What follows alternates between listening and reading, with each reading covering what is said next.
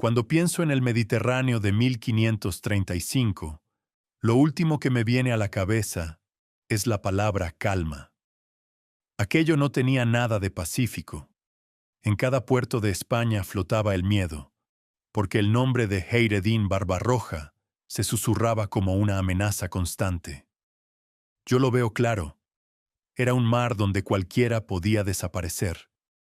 Por eso Carlos V decidió dejar de mirar el problema desde un trono. Se puso la armadura, se vistió como un soldado más y tomó una decisión que iba a cambiarlo todo. Mandó reunir una flota gigantesca, algo que nadie había visto antes. 400 barcos, 30.000 hombres. Cuando intento imaginar ese horizonte cubierto de velas, entiendo que no era solo una expedición militar. Era un emperador despertando, decidido a proteger lo que consideraba suyo. Y ahí es donde empieza de verdad esta historia. Para comprender el terror que se respiraba en las costas españolas, hay que viajar mentalmente a ese Mediterráneo antiguo. No era solo una autopista de comercio. Era un campo de batalla hecho de agua, donde la seguridad era un privilegio raro. En ese mundo aparecieron dos hermanos que terminaron marcando una época. Todo el mundo los conocía como los Barbarroja. No eran simples ladrones con barcos. Tenían cabeza política y una ambición que fue capaz de convertir el norte de África en una fortaleza casi imposible de romper. Yo siempre me hago la misma pregunta. ¿Cómo pudo un grupo de marinos plantar cara a las grandes potencias de Europa? La respuesta fue una alianza clave.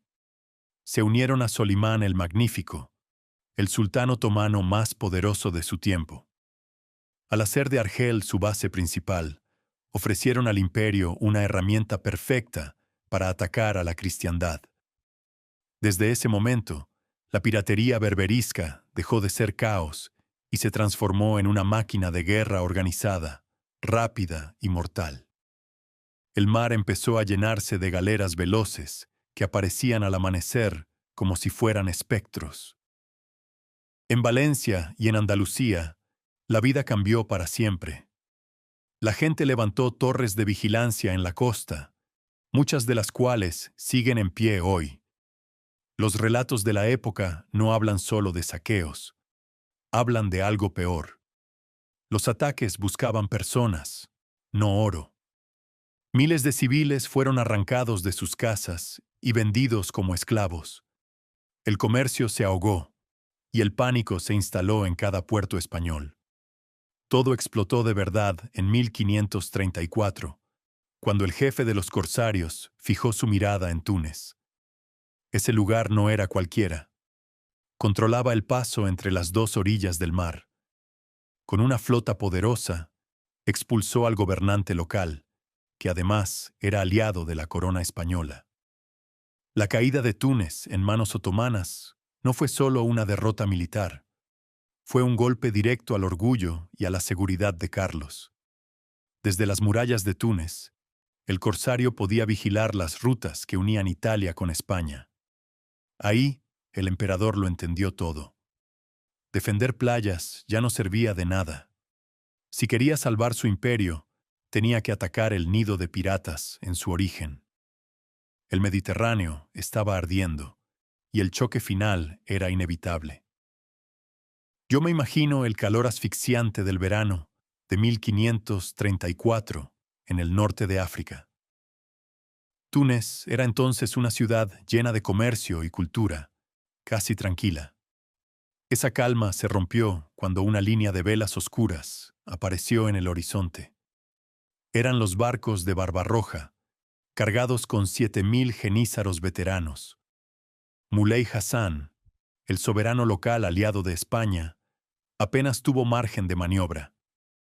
Las crónicas dicen que resistir fue inútil frente al poder de fuego otomano.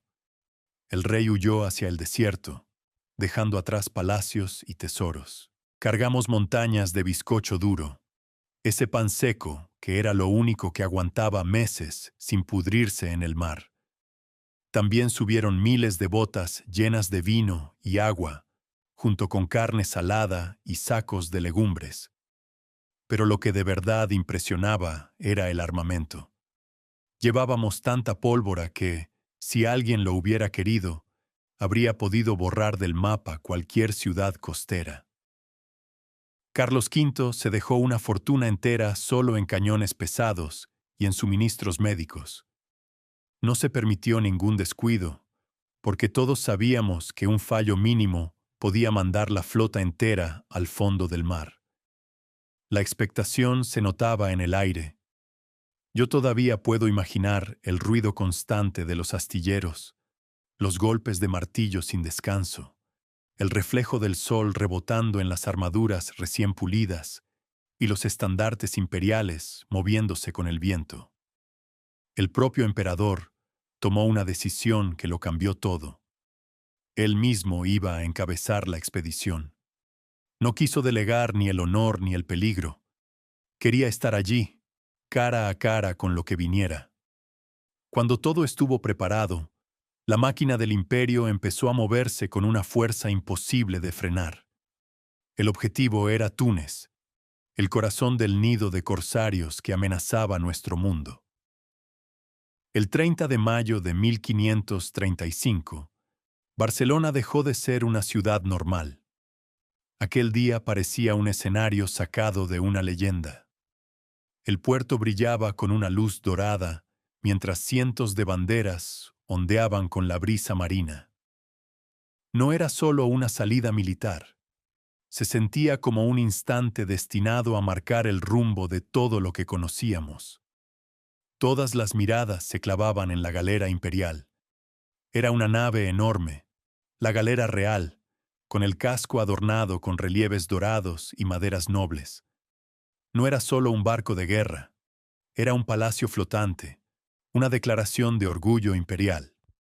En la popa, los terciopelos carmesí resplandecían bajo el sol de la mañana. Carlos V caminaba por los muelles con una presencia que imponía respeto y al mismo tiempo transmitía confianza. Llevaba una armadura tan pulida que en ella se reflejaban los rostros de los soldados que estaban a punto de jugarse la vida. No se quedó mirando desde lejos. Pasó revista uno por uno. Se detuvo ante las formaciones. Miró a los capitanes y a los hombres directamente a los ojos. Yo me imagino lo que debieron sentir los habitantes de Barcelona. Las campanas no paraban de sonar y el olor del incienso se mezclaba con el salitre del mar. Todo tenía un aire casi sagrado. Nobles y campesinos compartían la misma sensación. Era una respuesta clara al miedo que los corsarios llevaban años sembrando. A ese despliegue se sumó un apoyo clave desde el oeste. El rey Juan III de Portugal envió 20 grandes naves para luchar junto a su cuñado. Los galeones portugueses, famosos por su resistencia, añadían una potencia de fuego que hacía pensar que la victoria estaba un poco más cerca. Esa unión entre reinos de la península mandaba un mensaje claro al mundo. Frente al desafío otomano, había unidad. Antes de zarpar, el emperador habló a sus tropas. No gritó ni buscó dramatismo. Fue un discurso sereno, lleno de convicción. Habló de la justicia de la causa y de la obligación de liberar a miles de personas que sufrían en cautiverio. Su voz sonaba tranquila, como la de alguien que sabe que está haciendo lo que le toca hacer. Al final, las anclas subieron y las velas blancas se inflaron con el viento. La armada se fue alejando poco a poco de la costa catalana, extendiéndose hasta cubrir todo el horizonte. El primer destino era Cerdeña. Allí nos reuniríamos todos antes del salto final hacia África. La gran jornada de Túnez acababa de ponerse en marcha. Yo imagino las aguas claras y tranquilas del Golfo de Cagliari, en Cerdeña. En junio de 1535, aquel lugar se convirtió en el punto de encuentro de una fuerza militar descomunal. Las naves que salieron de Barcelona se unieron allí con refuerzos llegados de Génova, Roma y Nápoles. Era el momento de poner orden antes del paso definitivo. La fortaleza no era solo un montón de piedras apiladas. Barbarroja había mandado reforzarla con una inteligencia técnica que imponía respeto. Los muros eran gruesos, pensados para tragarse el impacto de los cañones pesados sin venirse abajo. Pero lo que de verdad daba miedo no era la piedra, sino la gente que estaba dentro. En la goleta había una guarnición de 6.000 hombres escogidos. Entre ellos estaban los genízaros, la tropa más disciplinada y temida del Imperio Otomano. Al mando se encontraba Sinan, un marino astuto, famoso por su precisión con la artillería. Bajo su control, la fortaleza se convirtió en un monstruo de hierro, con más de 400 bocas de fuego apuntando al mar. Yo intento imaginar el rugido de todos esos cañones disparando a la vez contra la flota, y se me eriza la piel. Nuestro desembarco tuvo lugar a pocos kilómetros de allí, entre las ruinas de la antigua Cartago. Desde ese suelo cargado de historia, los soldados podían ver la silueta de la goleta recortada contra el cielo limpio. La distancia era corta, pero cada tramo de arena estaba vigilado. Sinan lo sabía bien. Mientras esa fortaleza siguiera en pie, Carlos V no podría abastecer a su ejército. Para los tercios, aquello no iba a ser un golpe rápido.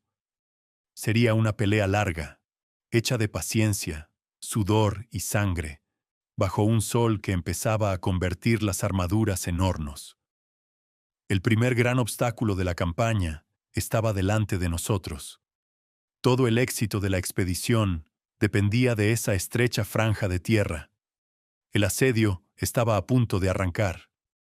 El 15 de junio de 1535, el horizonte dejó de estar vacío. Yo me imagino en la cubierta de una de aquellas naves imperiales, con el sol cayendo a plomo de una forma que nunca habíamos sentido en Europa. Lo que aparece ante los ojos no es una playa cualquiera. Son los restos de la mítica Cartago, un lugar donde el polvo de antiguos imperios se mezcla con la sal del mar. Allí decidió el emperador que debíamos tocar tierra. El desembarco fue cualquier cosa menos sencillo. Los hombres de los tercios, cargados con picas, armas y corazas pesadas, tuvieron que saltar directamente al agua. Puedo sentir el peso del metal tirándote hacia abajo, mientras los pies buscan apoyo en la arena blanda. No había muelles ni comodidades. Fue una maniobra anfibia dura, coordinada a gritos bajo la mirada constante de los oficiales. Cada barca que lograba llegar a la orilla era una pequeña victoria contra el desorden y las olas. El enemigo no se quedó quieto observando. En cuanto los primeros soldados pisaron la playa, el aire se llenó de gritos y polvo. Eran los jinetes de la caballería ligera mora. Aparecían de repente, disparaban flechas a una velocidad increíble y desaparecían igual de rápido. Su objetivo era claro: meternos el miedo en el cuerpo, romper la formación, sembrar el caos. ¿Cómo peleas contra alguien que se mueve como el viento? No todos estaban preparados para eso. Aún así, la disciplina hizo su trabajo. Los soldados formaron cuadros defensivos que los jinetes no se atrevieron a atravesar. Poco a poco, el campamento imperial fue tomando forma entre columnas caídas y muros rotos de la ciudad antigua. Ese día aprendimos que el enemigo más peligroso no siempre empuña un arma. El calor era asfixiante y el agua dulce casi inexistente. Cada trago valía más que el oro en medio de aquel desierto de ruinas. La primera noche en suelo africano se hizo eterna. Nadie dormía del todo. Un ojo siempre abierto, esperando un ataque. Habíamos conseguido establecer una base firme. pero el desgaste físico era brutal. Estábamos en pleno territorio enemigo, rodeados de amenazas reales. El asedio de la gran fortaleza estaba cerca, pero antes teníamos que sobrevivir a ese primer día bajo el sol africano. Desde el mar, las galeras de Andrea Doria machacaban la fortaleza sin descanso. Cada descarga hacía vibrar el suelo bajo nuestros pies. Al mismo tiempo, en tierra, las baterías españolas contestaban con una precisión casi fría, como si todo estuviera calculado al milímetro. Aquello no fue un asalto épico de una sola jornada. Fue un trabajo lento, sucio, de ingenieros y mineros. Bajo un sol que te partía la cabeza, los hombres cavaban trincheras y galerías para acercarse poco a poco a los muros enemigos. Cada metro robado a la arena ardiente era una victoria mínima, ganada a base de sudor y muertos. Yo puedo sentir todavía el agotamiento de cavar mientras los proyectiles silbaban sobre nuestras cabezas. Los otomanos no cedían ni un centímetro. Respondían con una dureza que los cronistas llamarían fanática, pero que para nosotros era simplemente brutal. Entre el humo y la arena destacaban los caballeros de la Orden de Malta. Con sus capas rojas y las cruces blancas bien visibles, se lanzaban hacia los puntos más peligrosos de la muralla. Algunos llegaron hasta las mismas puertas del fuerte, solo para clavar sus dagas como un desafío abierto. Eran gestos casi suicidas, pensados para quebrar la moral de los genízaros. No funcionó. Los defensores aguantaban y cuando caía la noche, reparaban lo que nuestros cañones habían destrozado durante el día. Las semanas fueron pasando y el asedio se convirtió en un duelo agotador de resistencia. A veces el humo era tan espeso que el sol desaparecía durante horas.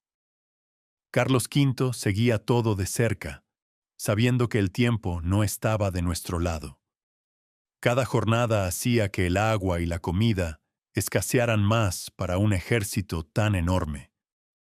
La goleta se negaba a rendirse, y lo que debía ser una campaña rápida se transformó en una de las pruebas más duras de su reinado. En ese pedazo de tierra empapado en sangre, se estaba decidiendo el futuro del Mediterráneo.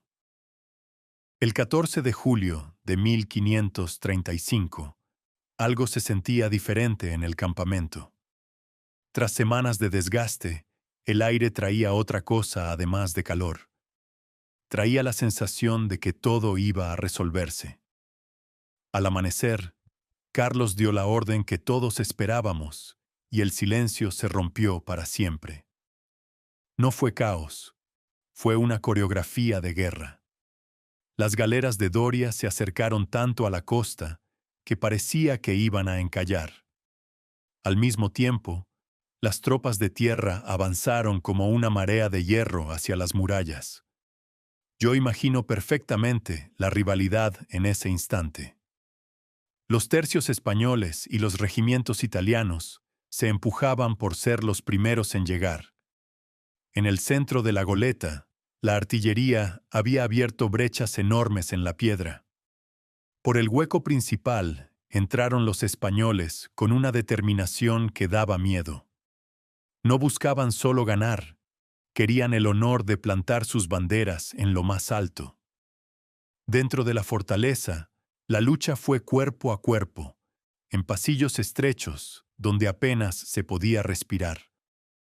Los defensores pelearon con coraje, pero el ataque simultáneo desde tierra y mar era demasiado. Las crónicas hablan de miles de muertos en esas horas de fuego y acero. Otros tantos fueron capturados mientras intentaban huir hacia la laguna. Cuando el sol empezó a caer, la bandera del emperador ya ondeaba sobre las torres humeantes de la goleta. La fortaleza había caído. Al otro lado del muro nos esperaba algo que ninguno imaginaba. En el canal estrecho que daba a la laguna estaba amarrada la flota completa de Barbarroja. 80 naves entre galeras y bergantines, las mismas que durante años habían sembrado el pánico por todo el Mediterráneo. Capturarlas intactas no fue solo ganar una batalla más, fue arrancarle las alas al enemigo. Cuando el humo empezó a disiparse, el asombro recorrió las filas. El gran cerrojo de África, por fin, había cedido. La calma que siguió fue rara y breve. Carlos V tenía delante una decisión que podía decidirlo todo. Podía quedarse en la costa, protegido por sus barcos y por el suministro constante del mar, o podía avanzar hacia el interior y tomar Túnez. Sus hombres estaban exhaustos después de semanas de lucha, pero aún así, eligió seguir adelante. Sabía que darle tiempo a Barbarroja para reagruparse sería un error imperdonable. Yo intento imaginar lo que significaba mover a 25.000 hombres a través del desierto, bajo el sol despiadado de julio. Los 15 kilómetros que separaban la fortaleza de la ciudad se convirtieron en una prueba límite. En esa marcha, el oro y las joyas no valían nada. Solo importaba una cosa: el agua. Los pozos eran pocos y muchos habían sido destruidos a propósito. La sed era tan brutal que apenas se podía hablar. El polvo se pegaba a la garganta y quemaba por dentro. Barbarroja no se quedó quieto. Aprovechaba cada duna para lanzar ataques rápidos con su caballería ligera. Para proteger al grueso del ejército, se creó una unidad especial, el llamado Escuadrón Volante. Eran soldados ágiles, duros, encargados de frenar esas emboscadas sin detener la marcha. Yo los veo avanzando cargados con sus armas, bajo un calor que superaba los 40 grados. Gracias a su disciplina, el ejército imperial mantuvo la formación mientras avanzaba lentamente por la arena. El cuerpo sufría, pero la moral seguía en pie. La fe y la esperanza empujaban a los hombres.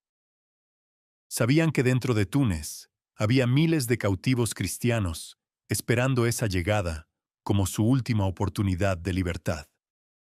Al fondo, entre los espejismos del calor, empezaron a dibujarse las mezquitas y los palacios. El encuentro final con el gran corsario estaba muy cerca.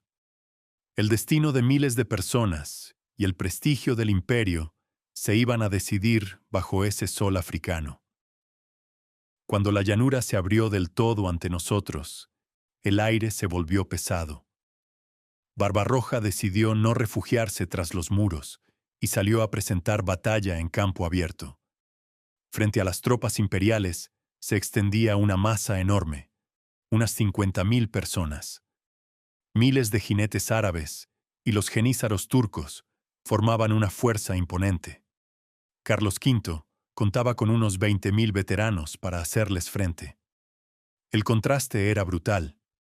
De un lado, el color y la movilidad de los otomanos. Del otro, el bloque compacto y oscuro de los tercios, cubiertos de hierro. La batalla comenzó con el estruendo de miles de cascos golpeando la tierra seca. La caballería ligera árabe se lanzó contra los flancos imperiales como un vendaval. Querían rodearnos, romper la formación, sembrar el pánico antes del choque decisivo. Pero nadie se movió. Los arcabuceros españoles demostraron por qué eran temidos en toda Europa. Esperaron con una calma que helaba la sangre hasta que los jinetes estuvieron encima. Entonces dispararon. El campo se llenó de humo y las balas de plomo tumbaron hombres y caballos. Esa lluvia de metal frenó la carga en seco y permitió que las picas mantuvieran el muro intacto. Barbarroja miraba cómo su ventaja numérica se estrellaba una y otra vez contra acero. ¿Te imaginas la fuerza de una masa de gente que ya no tiene nada que perder? Con simples herramientas, con hierros rotos y manos desnudas, los esclavos reventaron sus cadenas en un estallido de coraje desesperado. La revuelta nació en el centro mismo de la ciudad, en la Alcazaba. Años de rabia contenida explotaron de golpe. Los cautivos se lanzaron contra la guarnición otomana con una furia que llevaba décadas acumulándose. Arrebataron las armas a sus guardianes, y uno a uno se hicieron con los puntos clave del recinto. De pronto, Barbarroja quedó atrapado en la peor pesadilla para cualquier comandante. Delante, tenía al ejército imperial avanzando sin freno. A la espalda, una ciudad que se le rebelaba.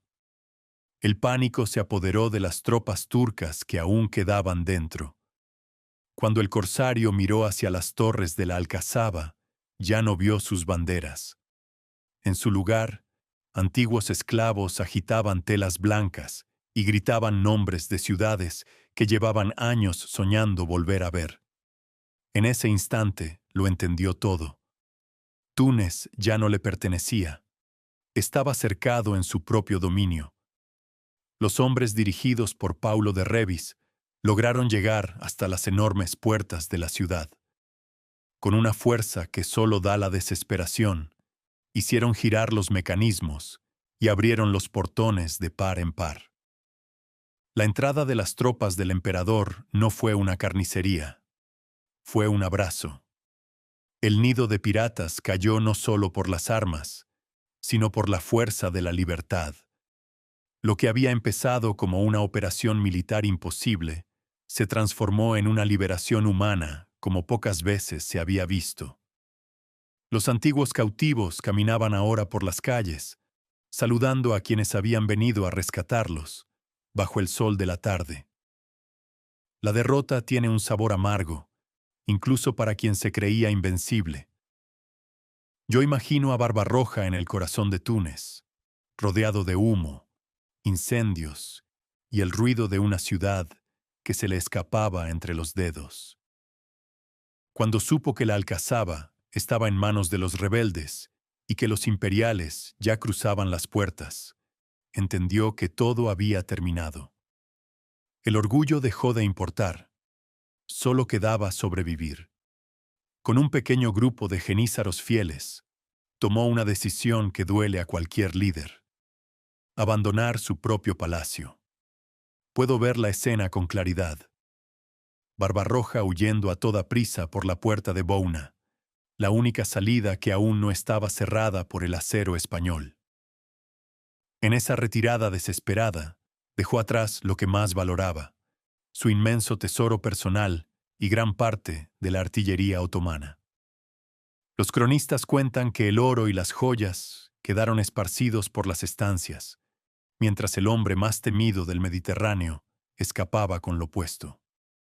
Cuando Carlos V supo de la huida, ordenó una persecución inmediata. Quería capturarlo de una vez por todas, pero la naturaleza se interpuso. Imagino a los jinetes españoles, espoleando a sus caballos bajo el sol brutal de julio. Los animales estaban agotados, sin agua, después de días de marcha y combate entre dunas. El calor del desierto se convirtió en un escudo invisible para el corsario. La caballería imperial no pudo mantener el ritmo y tuvo que detenerse, viendo cómo la figura de su enemigo se perdía en el polvo del horizonte. Barbarroja consiguió llegar a Bona, donde algunas galeras aún le esperaban para llevarlo de regreso a Argel, su refugio más seguro. Seguía con vida, sí, pero su prestigio había quedado destrozado ante el mundo. Aquella tarde en Túnez, el mito del pirata invencible se rompió para siempre. No capturarlo permitió que la guerra continuara en el futuro, pero ese día el gran sueño otomano sobre Túnez quedó reducido a cenizas. El emperador entendió enseguida que la victoria no servía de nada si dejaba que el caos se apoderara de la ciudad. Actuó rápido y con mano dura. Ordenó frenar los saqueos y restaurar el orden a cualquier precio. Las fuentes de la época hablan de daños importantes en palacios y bibliotecas, pero también dejan claro que la autoridad imperial terminó imponiéndose. Luego vino un gesto cargado de significado político. Carlos V devolvió el trono a Muley Hassan. Sí, el mismo soberano que había sido expulsado por los corsarios un año antes. Al colocarlo de nuevo en el poder, el imperio se aseguraba un aliado clave, un muro humano contra futuras ofensivas otomanas. No fue solo justicia. Fue una jugada fría y calculada para estabilizar toda la región. El rey recuperaba la corona, pero lo hacía bajo la protección y el control de España. Aún así, el momento más impactante no tuvo nada que ver con coronas ni tratados. Ocurrió cuando el emperador se encontró cara a cara con los cautivos liberados. Imagínate a 20.000 personas que habían perdido toda esperanza y que de golpe recuperaban su vida. Hubo llantos, abrazos, rezos en voz alta por cada rincón de la ciudad. Muchos no habían visto el sol ni respirado aire libre en años. Para Carlos, ese fue el verdadero triunfo, el que daba sentido a cada moneda gastada y a cada vida arriesgada. Túnez se convirtió entonces en un lugar de reconstrucción y de reencuentros imposibles. La victoria parecía completa, aunque el Mediterráneo nunca duerme demasiado tiempo. Mientras la armada se preparaba para volver, la noticia ya volaba hacia todas las cortes de Europa. Carlos V había demostrado que su imperio podía golpear lejos y fuerte. El orden regresó a la Ciudad Blanca, aunque las heridas del asedio tardarían años en cerrarse. Tras el estruendo de los cañones, llegó un silencio distinto, humano. 20.000 personas, que hasta hacía horas eran propiedad de otros, respiraban por fin como hombres y mujeres libres. Venían de todas partes: marineros de las costas españolas, campesinos de Sicilia, artesanos capturados en el interior de Francia. Sus caras, marcadas por el sol y por años de esclavitud, eran la prueba viva de una tragedia compartida. Organizar el regreso de tanta gente fue un reto casi tan grande como la guerra. El emperador no se limitó a abrir las puertas de las mazmorras. Ordenó que se reservaran barcos de la propia armada para llevarlos de vuelta a casa. Se repartió ropa nueva y raciones que para muchos eran un recuerdo lejano. Imagino lo que debió de sentirse al subir a una galera no como remero encadenado, sino como pasajero libre rumbo a casa. Las listas de embarque se llenaban de nombres que sus familias daban por muertos. Mientras los barcos navegaban hacia el norte, la noticia corría más rápido que el viento. En Roma, París y Madrid, la figura del emperador empezó a adquirir un aura casi mítica. Los cronistas hablaron de la mayor obra de misericordia de la cristiandad en siglos. No era solo una victoria militar, era la historia de un rey que había cruzado el mar para rescatar a los suyos. Cuando esas naves aparecieron en puertos como Valencia o Nápoles, las campanas repicaron sin descanso. La gente llenó los muelles entre lágrimas y sonrisas. Los que regresaron contaban que el emperador se había asegurado de que nadie quedara atrás. Fue, sin duda, la mayor operación de propaganda del siglo. Carlos V volvía a Europa no solo como conquistador, sino como protector de la libertad. Con el humo aún flotando sobre Túnez, la guerra dio paso al papel y la tinta. En una estancia del palacio, donde antes sonaban espadas, ahora solo se oía el rasgar de las plumas. El 6 de agosto de 1535 se firmó el tratado que marcaría el futuro del Mediterráneo. Muley Hassan recuperó el trono, pero como vasallo del emperador. Ser rey vasallo no era un título vacío. Significaba obediencia política y control económico. Se comprometió a pagar un tributo anual de 12.000 ducados y a no pactar jamás con los otomanos ni con Barbarroja.